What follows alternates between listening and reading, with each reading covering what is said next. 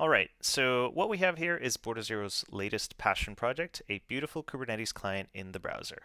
Under the hood, this is a full-blown Border0 flavored WireGuard VPN client compiled to WebAssembly so that it runs on the browser. On top of which, we've built this gorgeous user interface with light and dark mode, of course. So a bit of background, when we built this, our main objective was to build a client that engineers would actually want to and choose to use. This meant that feature parity with other well-known Kubernetes clients out there was non-negotiable, but also it had to look good. Of course, I'm biased, but as an engineer myself, I think we nailed it. Anyways, so here on the dashboard, you get a quick overview of what's going on within the cluster. We get counts of major resources like pods, deployments, services. If there are any failed resources in the cluster, they will show up here. And we can also see any recent events, as well as any active alerts that are firing, so that if anything requires my immediate attention, I'll be able to see it straight from the dashboard.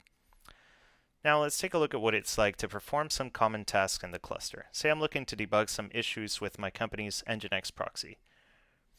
From the pods view, I can filter the workload that I'm looking for. In this case, we said Nginx. And from here, I can quickly view or tail logs, see if there's anything wrong with my pod directly from here. I can look at the pod details, any conditions or events associated with this pod. I can also get a shell in this pod.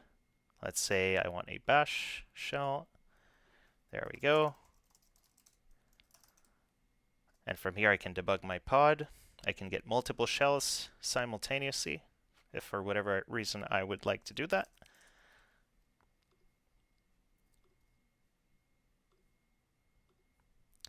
And we can also look at the pod YAML config directly from here. And we can edit it as well. So let's say I want to add a label AAA with value BBB. So then I can preview changes where I can see a rich diff of what is changing. And then I can go ahead and apply them. Great. So now say I want to scale up my microservice deployment. I can do that directly from the deployments page here. So let's take a look at this one, my microservice. Say I'm seeing in my metrics that we're under high load and I need to scale this up. Let's scale it from the current 3 to 5 replicas. And I can do that all very quickly from here. You can also see the pods in pending state. Oh, I guess that was quick. Let's see. So my microservice, yep, they're all 5 pod replicas are running. And there you have it. Now, that's just scratching the surface. There are other sections for ingresses, replica sets, stateful sets, cron jobs, config maps, secrets, persistent volumes, RBAC. I can even hook up to Prometheus metrics, events, alerts, failed resources, nodes, where I can see the health of my node, metrics related to my node. I can even apply YAML directly from here. Let's give that a go. Why not? So here I have YAML for a deployment with 2 replicas of running the Alpine Docker image. And I can just apply it very easily.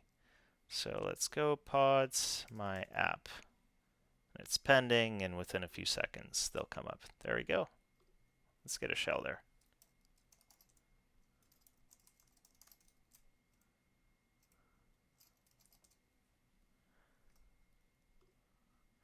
Well, there you have it. Thank you so much for your time. I hope you give it a go.